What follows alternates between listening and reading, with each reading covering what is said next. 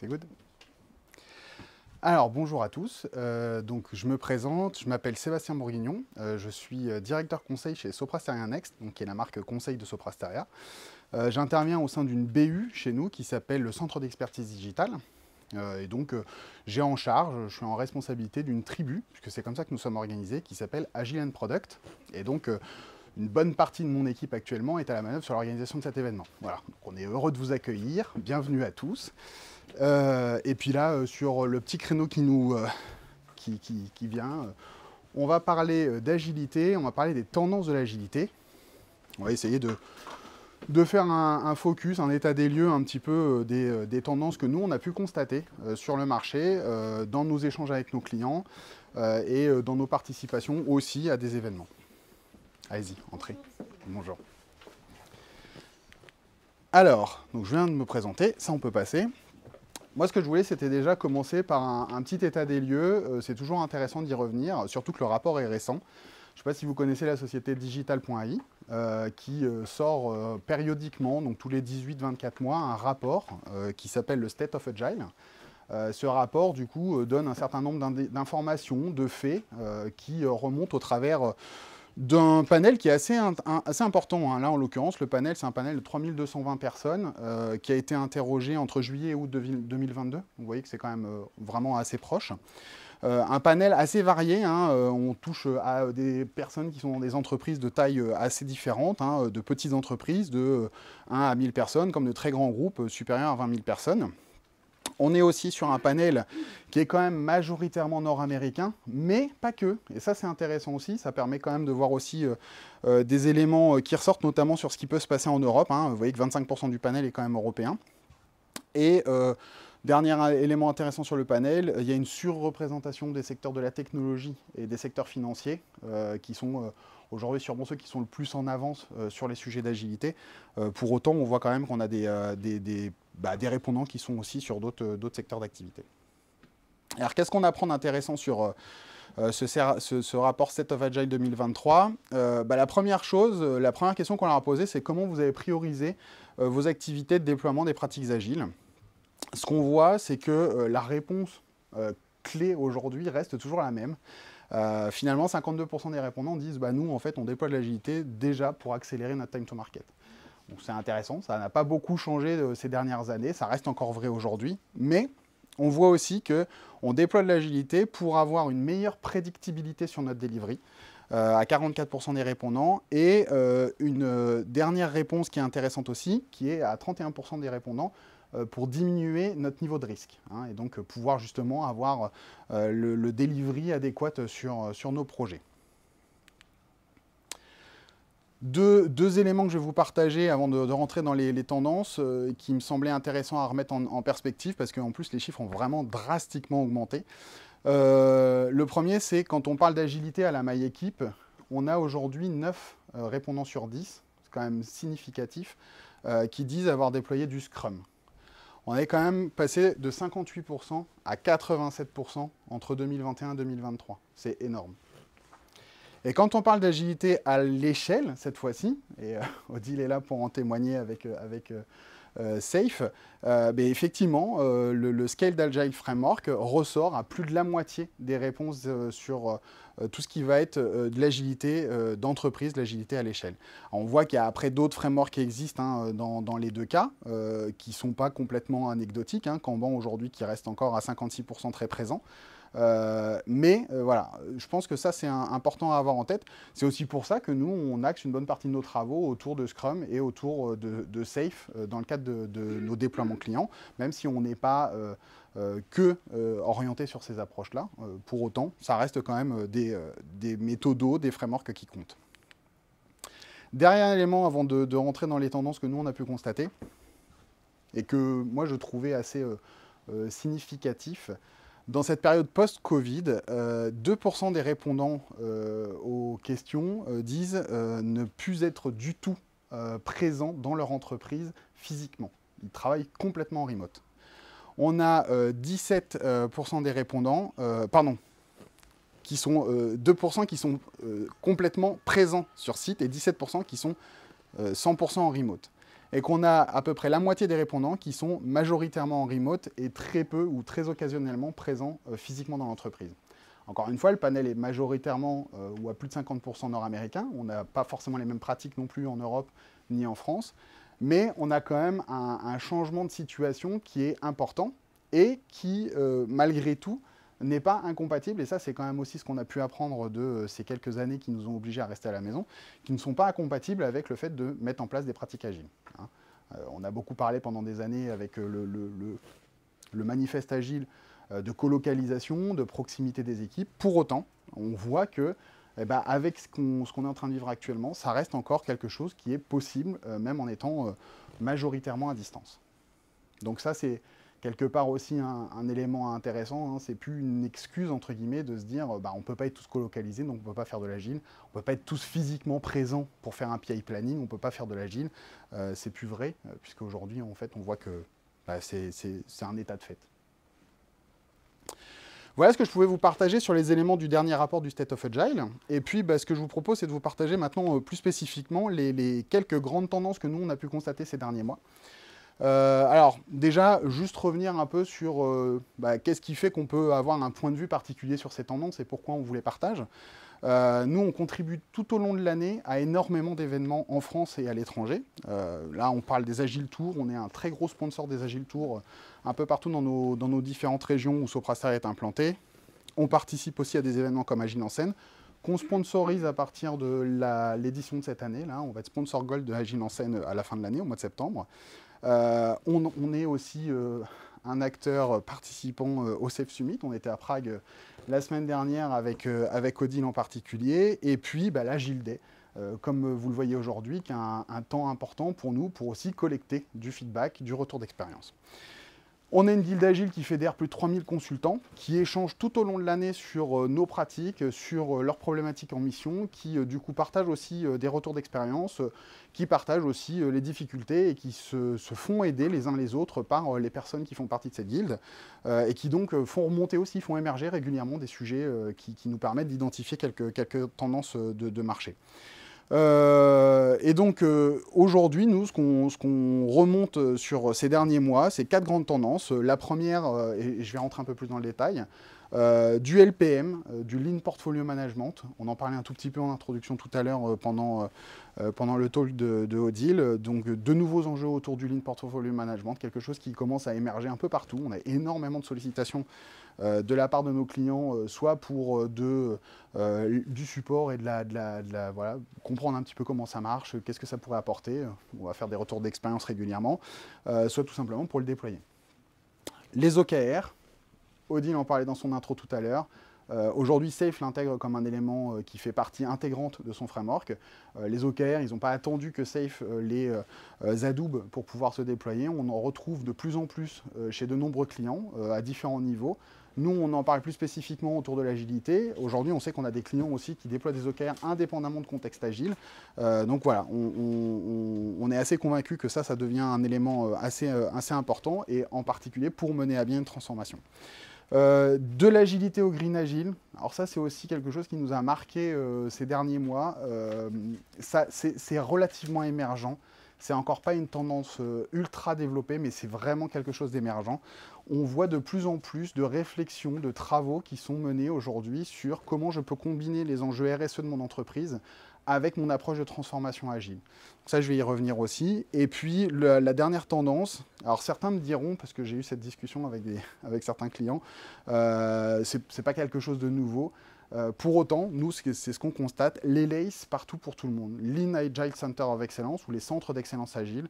Aujourd'hui, toute entreprise qui engage une transformation, qu'elle soit safe ou pas, on va y revenir, se pose la question de coordonner ses travaux de transformation, comment mener à bien ses activités, et le faire dans un contexte structuré. Et effectivement, le LACE devient la vraie réponse à ce type de considération. Et donc, on voit sur ces 4 tendances aujourd'hui énormément, alors ça c'est plutôt nous notre retour en tant que cabinet de conseil, hein, on voit énormément de clients nous solliciter pour avoir soit un éclairage sur chacune de ces thématiques, soit sur un accompagnement concret pour les aider à mettre en œuvre ce genre de solution.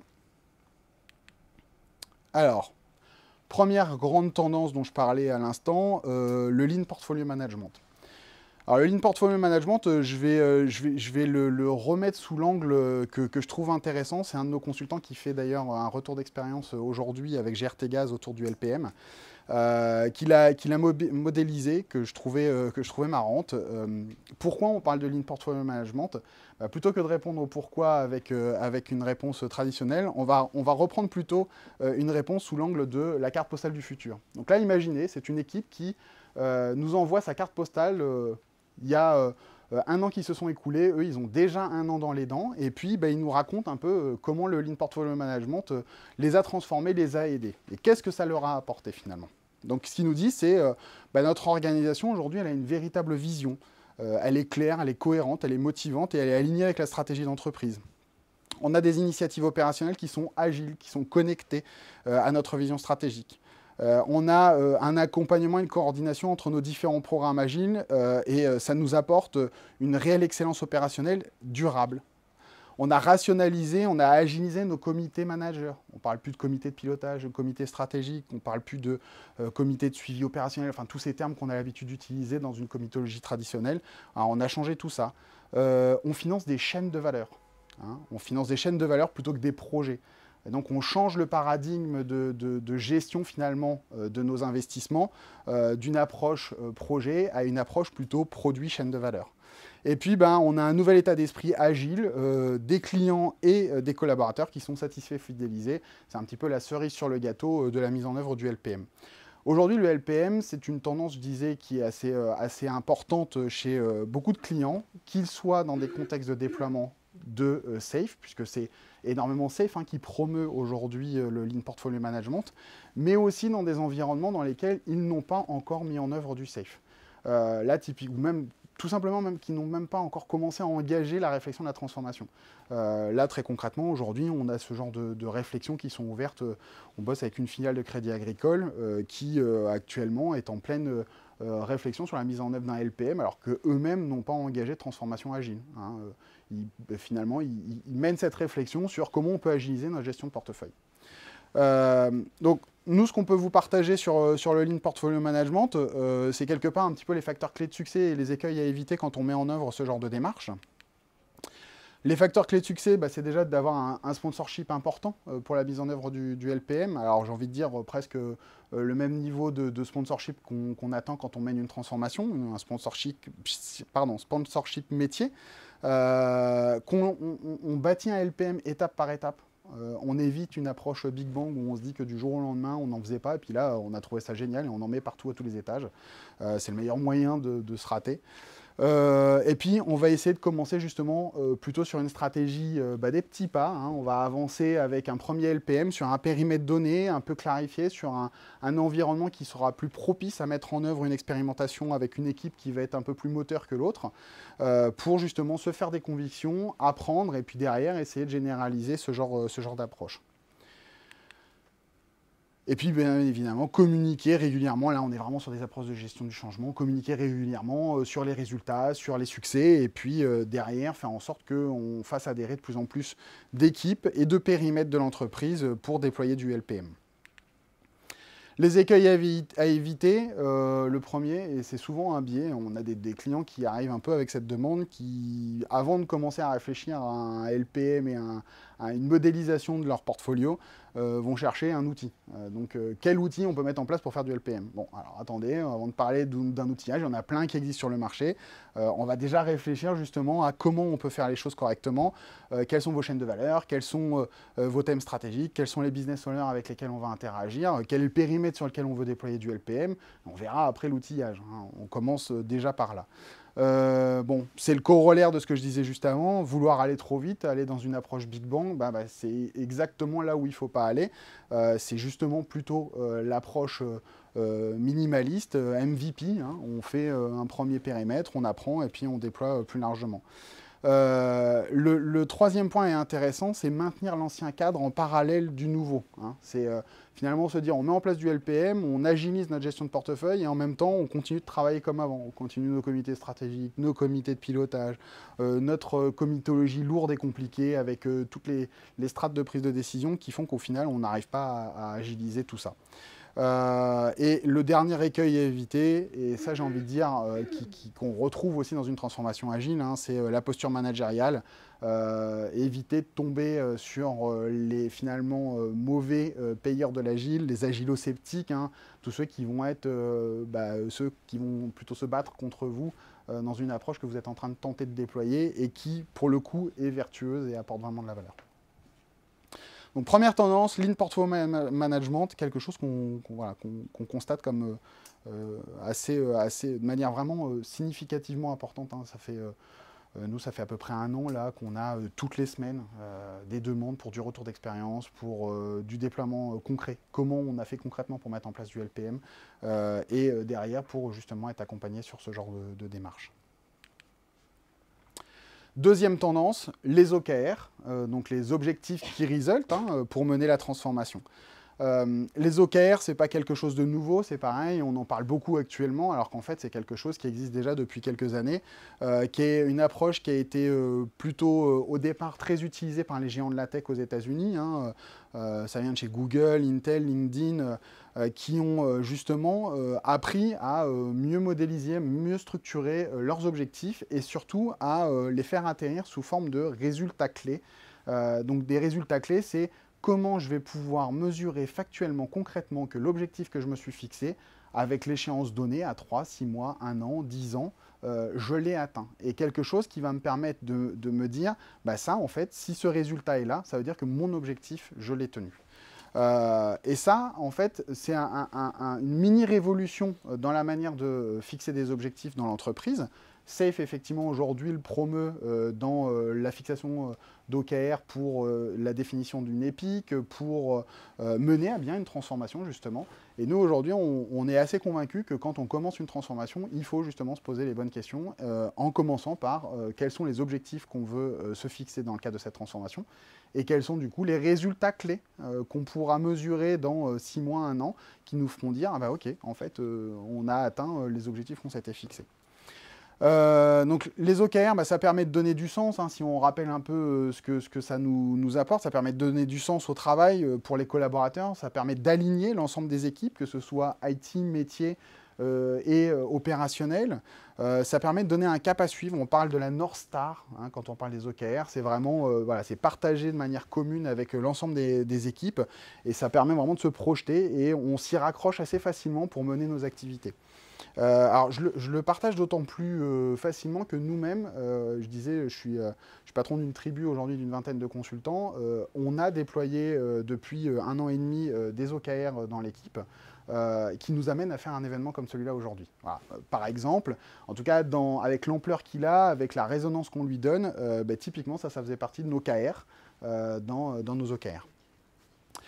Ça permet de donner plus de souplesse aussi à l'entreprise, puisque l'avantage de la mise en œuvre d'OKR, c'est aussi qu'on met en place, en parallèle de ces OKR, une gouvernance associée qui va permettre de justement revoir périodiquement l'atteinte ou pas de nos résultats clés, et puis derrière, la réévaluation ou la remise à niveau de certains objectifs qui sont peut-être moins d'actualité à un instant T qu'ils l'étaient 3 ou 6 mois auparavant. On responsabilise plus les équipes puisqu'on les engage dans la définition des OKR. Hein, ce que disait Odile tout à l'heure, on ne peut pas se permettre de mettre des OKR à la maille des PI objectifs, tout simplement parce que le PI objectif, on le définit sur le moment du PI planning. On ne peut pas avoir 2 semaines à passer pour réfléchir, brainstormer, co-construire. Donc ça, c'est quelque chose qu'on va faire justement quand on définit les OKR. Ce qui fait que tout le monde se les approprie. Et donc, normalement, une fois qu'on les a définis, tout le monde est aligné et en ligne de mire. L'idée que c'est ces résultats qu'on va atteindre. Ça permet de s'appuyer sur la force du collectif et puis de suivre régulièrement et facilement l'avancée des objectifs. Alors, quelques facteurs clés de succès à la démarche OKR, sans rentrer dans trop de poncifs, mais il y a des éléments qui sont toujours intéressants de remettre quand même sur le dessus de la pile. Le premier, c'est qu'on va limiter le nombre d'objectifs qu'on va se fixer. Je ne sais plus chez quel client on avait eu cette discussion, ils nous disaient qu'ils avaient défini 30 objectifs et qu'ils avaient décliné ensuite avec autant de KR associés. Alors, ça devient une usine à gaz à gérer. Là, on est dans un truc, c'est juste impossible de piloter correctement ce genre de choses.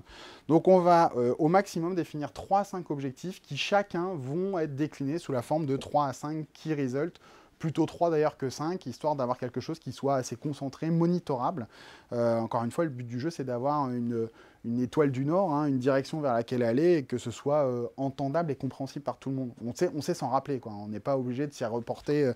Alors, je suis dans le 27e objectif et le 12e key result sur lequel je suis en train d'agir, quoi.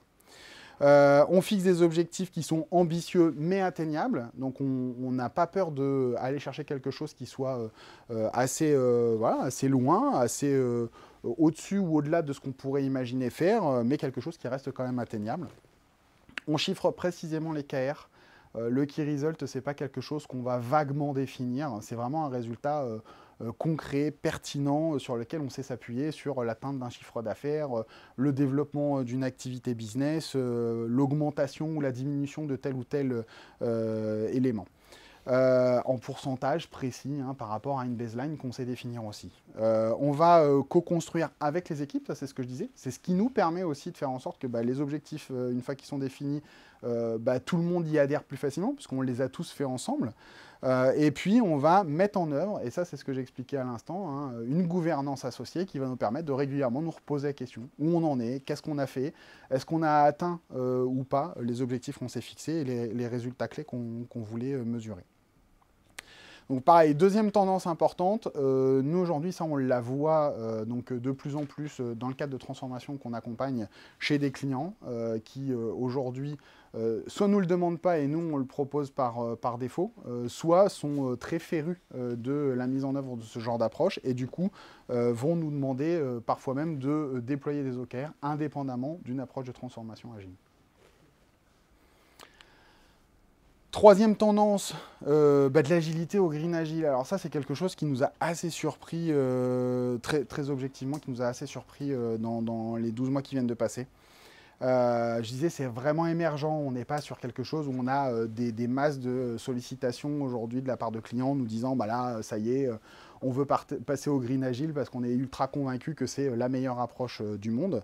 Pour autant, on voit énormément de choses qui sont en train de bouger. On parle beaucoup de Green IT. Hein. Le Green IT, c'est finalement le mariage du Green for IT hein, et puis de l'IT for Green. Cette combinaison des deux va nous permettre de pouvoir adresser dans l'entreprise et dans la stratégie IT de l'entreprise l'élément green qui va nous permettre de pouvoir être beaucoup plus orienté sur l'économie d'énergie, sur la rationalisation des ressources, j'en passe. Et on voit aussi un terreau fertile actuellement d'un point de vue réglementaire. On a déjà la plupart des entreprises qui se sont lancées dans une approche ou une démarche RSE. On voit aussi des réglementations qui sont en train de actuellement popper sur le marché. Hein. La CSRD en particulier, normalement toutes vos entreprises doivent être à peu près concernées. Hein.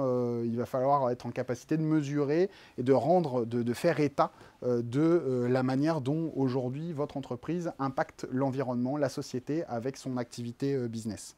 Donc tout ça, ça concorde à justement une nécessité de pouvoir tangibiliser l'action RSE ou l'action sur le terrain des équipes au niveau de la manière dont elles travaillent.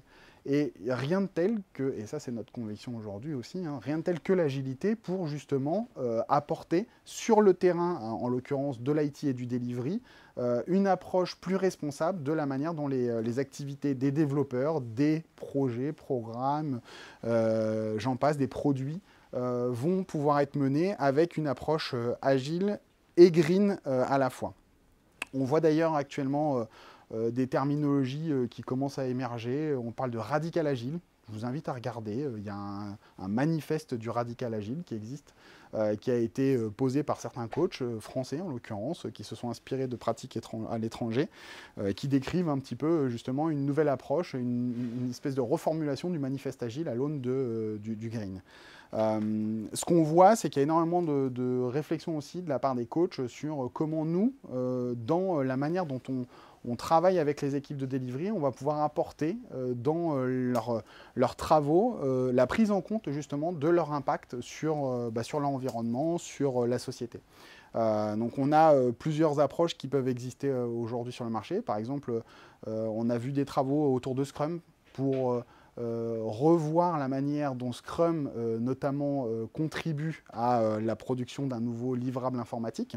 On a vu aussi des choses assez intéressantes sur l'introduction de nouveaux rituels dans une approche agile, des rituels qui vont permettre de poser, on pose souvent la vision produit en amont du delivery, voilà, qui vont permettre à l'équipe de poser une vision green de son impact et de se baser sur cette vision-là pour introduire de nouveaux critères de priorisation de toutes les activités de delivery. C'est-à-dire qu'on ne va plus mesurer la priorisation que par la valeur, ce qui est quand même déjà l'apport essentiel de l'agilité, mais aussi la priorisation par l'impact. Et de se dire, bah, typiquement, moi, en tant qu'équipe de delivery, je vais prendre en compte que dans mon backlog, à chaque itération, je n'embarque pas plus de X% de features qui auront un impact négatif. Et par ailleurs, je me mets en capacité d'essayer de mitiguer cet impact par des actions ou des contre-mesures qui vont permettre justement d'être moins impactants sur l'environnement.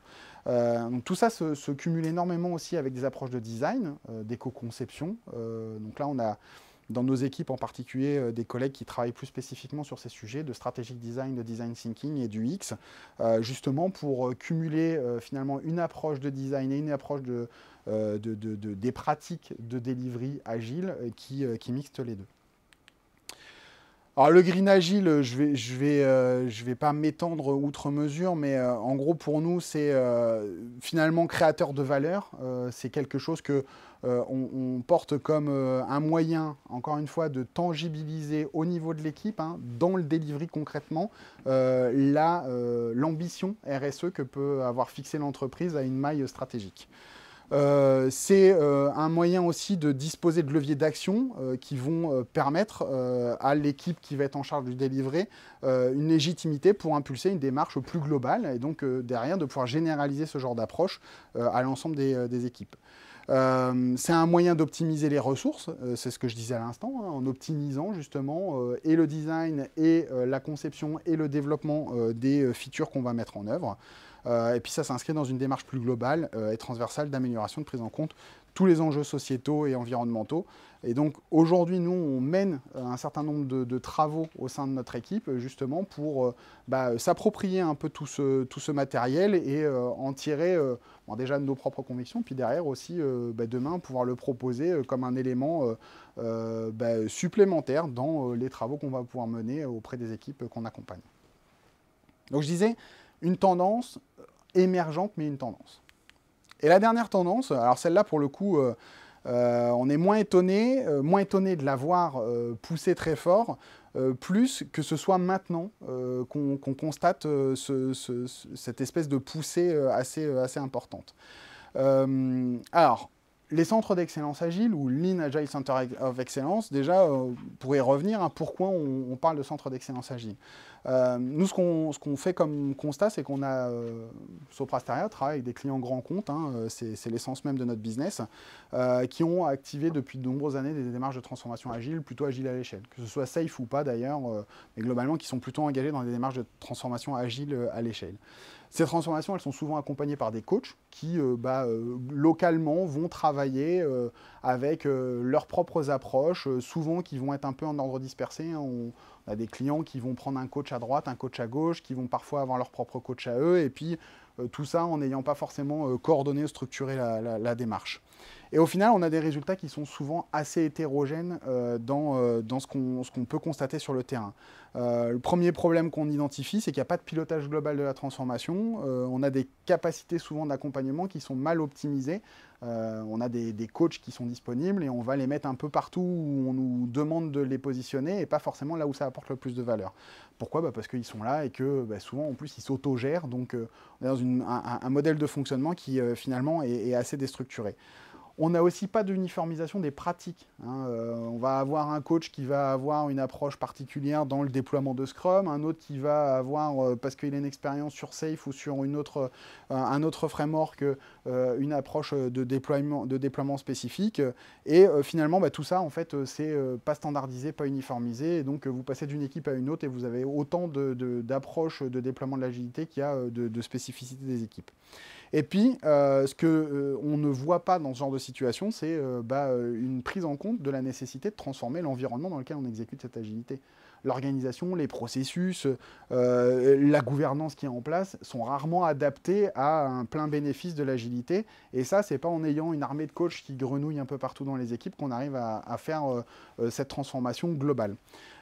Et donc, depuis 4-5 ans, on a, SAFe en particulier, qui a popularisé énormément ce LACE, ce Lean Agile Center of Excellence. Donc, dans des environnements où on déploie SAFe, traditionnellement, on a un LACE, voire même plusieurs LACE qui sont associés.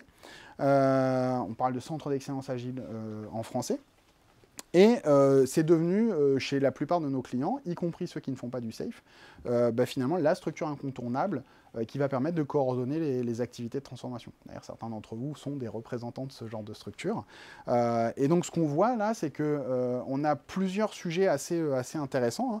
On parle d'une tendance forte pour nous parce qu'on a des sollicitations, alors soit de clients qui n'ont pas encore créé leur centre d'excellence, qui n'ont pas encore créé leur LACE et qui nous demandent de les accompagner dans la création de cette structure. Soit de clients qui ont déjà créé leur centre d'excellence ou leur LACE, mais qui aujourd'hui constatent qu'ils ont des trous dans la raquette, qu'ils ont sûrement des poches d'optimisation ou d'amélioration du fonctionnement et de l'efficacité opérationnelle de leur structure. Et parfois, tout simplement aussi, on a des demandes de clients qui nous sollicitent pour une montée en puissance de leurs activités. Ils ont d'un seul coup une stratégie, une ambition qui vient de se transformer, de changer, et ils ont besoin d'accélérer. Et là, nous, on est sollicité pour venir renforcer les activités du LACE avec du coaching, parfois des VMO, des Agile PMO, fonction de l'ancienneté du framework. Mais en tout cas, voilà, des clients qui, aujourd'hui en tout cas, comprennent qu'il y a une nécessité de mettre en œuvre ce genre de structure. Et là, je terminerai parce que je voulais vous partager sur nos convictions à nous, finalement, autour d'un centre d'excellence agile à l'état de l'art, parce que ça, c'est quelque chose qui nous tient à cœur, ne serait-ce que parce qu'on l'a vu aussi beaucoup mal mis en œuvre. Pour nous, un centre d'excellence agile, il a deux typologies de missions. Une mission stratégique, sa mission stratégique, c'est de définir une trajectoire de transformation de l'organisation en lien avec les enjeux stratégiques de l'entreprise. Puis il a une mission opérationnelle, c'est celle qu'on se disait à l'instant, c'est accompagner très concrètement sur le terrain des équipes, des projets, des programmes, à basculer en agile, à mettre en œuvre des pratiques agiles. Pour qu'un centre d'excellence agile fonctionne bien, voilà, la slide, elle est malheureusement pas top là au niveau des couleurs. Elle a 5 axes, 5 piliers essentiels sur lesquels on considère qu'il faut qu'on agisse. Le premier pilier, c'est le pilier culture et organisation. Un centre d'excellence agile, ça doit être agile par nature. Il doit délivrer ses activités de manière agile. Rien de pire que d'arriver dans un environnement où on fait de l'agilité auprès des équipes qu'on accompagne, mais nous-mêmes, on mène encore nos activités à l'ancienne, en mode cycle en V. Donc, il doit, par essence, avoir une approche, une démarche qui soit agile. Le deuxième pilier essentiel, c'est le staffing. C'est la capacité que va se donner le centre agile dans, identifier les bons profils pour renforcer ses équipes, donc savoir les identifier, les former, les intégrer, que ce soit des profils internes ou externes, et donc pour le coup coordonner la standardisation, l'homogénéisation des pratiques qui vont être déployées, et ça de le faire avec une vision aussi moyen-long terme. C'est-à-dire être capable de pouvoir anticiper les hausses ou les baisses d'activité que vont lui solliciter ses clients, ses demandeurs internes pour être accompagnés. Et ça, c'est un élément important. J'ai envie de dire que son corollaire, d'ailleurs, c'est le fait d'avoir un business model qui lui permette de pouvoir gérer ça correctement. La montée ou la descente en charge de ses activités fonction de la manière dont on va financer ses activités. Le troisième pilier, c'est le pilier pour lequel on l'attend le plus directement, c'est sa capacité à transformer sur le terrain, à transformer les équipes et les projets qu'il va accompagner, mais à transformer aussi l'environnement dans lequel ces équipes et projets elles agissent. Et donc de transformer sur des volets, par exemple RH, comment j'accompagne mes ressources humaines dans le fait de mieux recruter, de mieux gérer la carrière de certains de ces profils spécifiques, de mieux former ces profils spécifiques. Je vais aussi devoir transformer la manière dont je gère mes investissements, dont je gère mon portfolio. Tout ça, c'est des activités que le LACE, en l'occurrence, le Centre d'Excellence Agile, va avoir à mener dans ses activités de transformation. Quatrième pilier, c'est le pilotage et la mesure. On a enfin une structure là qui est là pour justement pouvoir rendre compte de l'état d'avancement de la transformation à quelque niveau que ce soit à la maille équipe, à la maille entreprise, mais qu'on soit capable de dire, ben voilà, on a engagé tel moyen, on est capable de pouvoir déterminer de manière très concrète, sur la base de résultats clés qu'on aura déclinés de nos objectifs, l'avancement des travaux de transformation. Et le dernier axe, c'est la communication. Un centre agile, quand il existe dans l'entreprise, il a besoin de se faire connaître, il a besoin de pouvoir justement être identifié comme l'élément incontournable vers lequel il faut se retourner pour justement mener à bien nos activités de transformation et éviter, à l'instar de ce qu'on retrouve dans l'IT avec le shadow IT, qu'on ait du shadow coaching agile qui commence à se dérouler sans justement pouvoir raccrocher tout ça aux activités du centre agile. Dans des grandes organisations, si le centre agile n'est pas connu, vous allez retrouver un peu partout des coachs dissimulés, des pseudo-coachs qui vont être à grenouiller à droite à gauche. Le but du jeu, c'est vraiment qu'ils mènent à bien une communication efficace là-dessus et que cette communication participe à un deuxième objectif qui est un objectif d'acculturation et de formation de l'ensemble de l'entreprise sur les bienfaits de l'agilité et finalement la valeur que peut apporter l'agilité dans la transformation qu'on est en train d'opérer. Voilà un petit peu ce que je pouvais vous raconter sur les grandes tendances que nous on constate ces derniers mois sur le marché de l'agilité. Alors pour le coup, Sopra Steria, de notre point de vue, avec notre humble contribution sur tout ce que je vous expliquais tout à l'heure dans l'écosystème français. Est-ce que vous avez des questions? Est-ce qu'il y a des tendances que vous ne voyez pas là et que vous voyez, par contre ça m'intéresse, que vous voyez dans votre environnement direct? La transformation en mode produit, en fait, en mode capacitaire, on peut le relier à quelques éléments ici, notamment d'une part les OKR, d'autre part le Lean Portfolio Management. Mais ouais, c'est une tendance que je vois en tout cas moi, de plus en plus, parce que je m'y intéresse également, émerger sur le marché. Et ces transformations-là, on les fait, bien sûr, c'est forcément fait en agile, c'est forcément relié avec la stratégie d'entreprise, avec le business, et pour autant, voilà, dans ta présentation, ça n'apparaît pas complètement de façon claire. Ouais, je peux entendre. Est-ce qu'il y a d'autres tendances que vous voyez sur vos contextes respectifs? C'est pas tendance, mais c'est un peu plus précis dans ce que vous avez dit, toutes les démarches de design circulaire. Donc, oui. En fait, c'est le quatrième au design thinking qui est porté par des labels. Oui, tout à fait. De développer et qui sont assez intéressants parce que je trouve que ça porte en fait de créer, au lieu le meilleur déchet c'est celui qu'on ne produit pas. Et donc du coup, au lieu d'aller inventer des nouvelles choses, c'est penser dès le départ à l'économie circulaire. Exactement. Je trouve que cette tendance-là, cette façon d'arriver sur les choses, elle peut vous la remonter, mais je trouve que c'est assez intéressant pour pousser les équipes là-dessus, parce qu'on a tendance à venir après en disant qu'est-ce qu'on peut faire pour faire mieux, etc. Et finalement, si dès le départ des démarches... On y a pensé, on l'a intégré, effectivement, ouais, tout à fait. Ça avance, surtout dans des secteurs comme... D'autres points, des questions? Écoutez, si c'est bon pour vous, merci à tous. Et puis, bonne Agile Day. Profitez bien. La prochaine pause, elle est pour la pause déjeuner. Ce sera un bon moment pour réseauter, échanger, essayer de croiser d'autres, vos pairs. Je pense que là, on a tous les secteurs d'activité qui sont représentés. C'est une bonne opportunité justement pour voir un petit peu ce qui se passe ailleurs.